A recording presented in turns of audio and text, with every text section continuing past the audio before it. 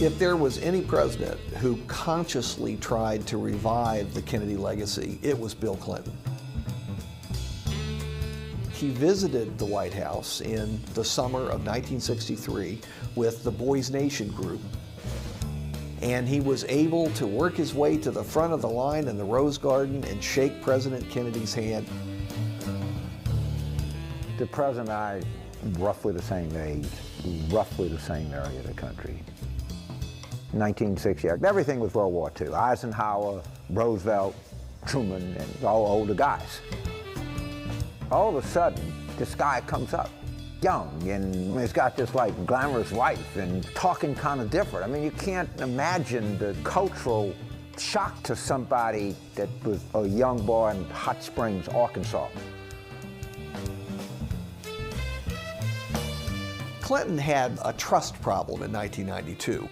He was trying to remake his image.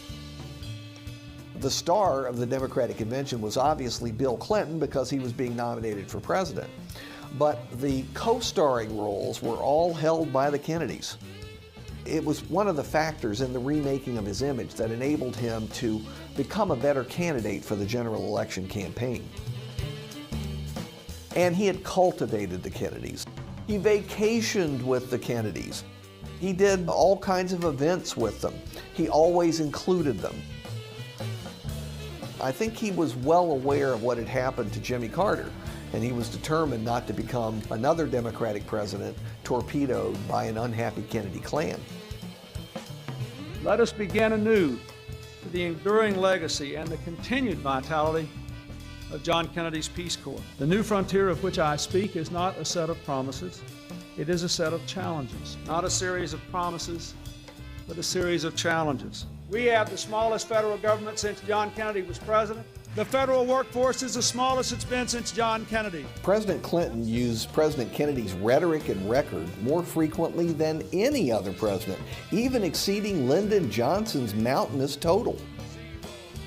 He clearly tried to revive the Kennedy image and wrap himself in that image.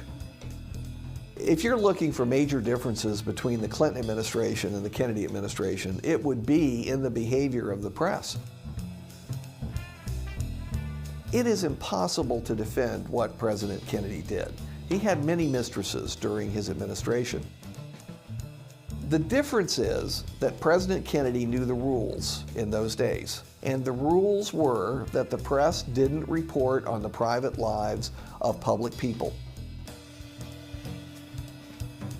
By the time Bill Clinton got into office, they were 180 degrees different than they were under the Kennedy administration, and Clinton knew it himself. They were determined to be aggressive with him and not make the mistakes that the press had made during John Kennedy's administration. Even though Bill Clinton certainly got away with some private life relationships during his White House years, he couldn't get away with Monica Lewinsky.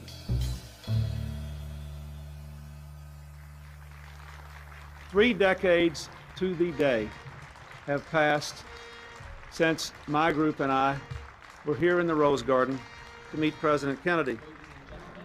It was a very different time for America. There was virtually no cynicism. None of us had any doubt that our country could solve its problems, meet its challenges.